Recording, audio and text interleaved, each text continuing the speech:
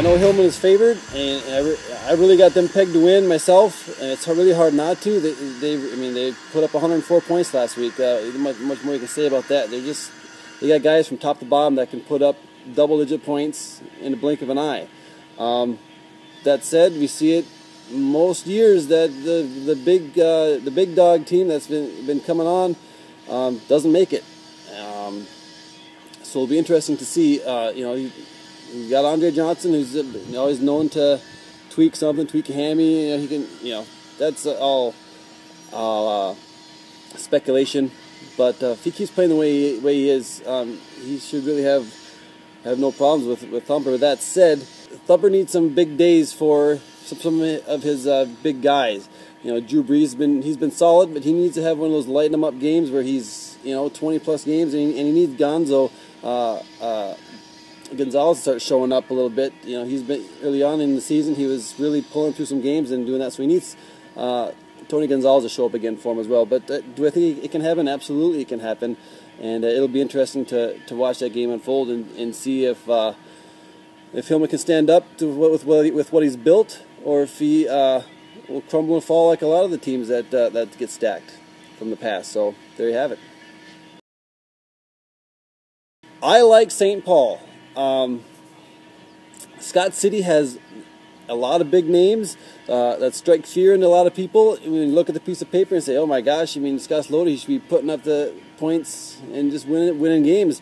The fact is that he's not, or hasn't. He almost finished about 500.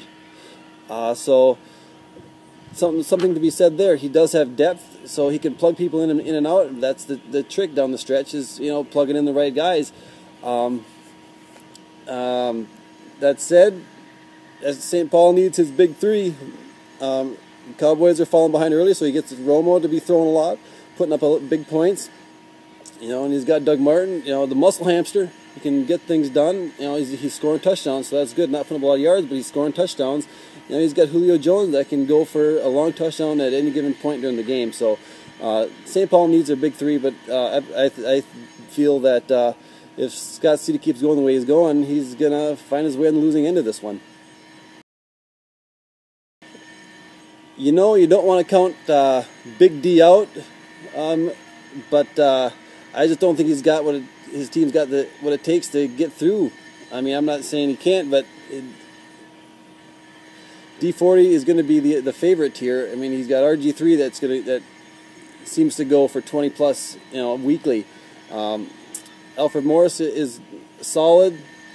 Brandon Marshall's got Cutler back, so he's dangerous. Victor Cruz is always dangerous, his franchise guy. So he's just got more guys that can just put up numbers. And granted, Big D's got Andy Dalton, who's been doing really well.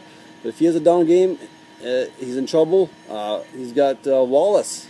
Wallace has kind of been his backbone in keeping them together throughout the season and keeping them in that divisional crown hunt. But he fell short for Big D this last couple of weeks. Especially he lost Big Ben and he lost Baron Leftwich, and Wallace has really been struggling because of that. So he needs something to happen there. And Jimmy Graham, another one of Donovan's big guys, has been putting up points, especially last week. New Orleans scored points and Jimmy Graham didn't.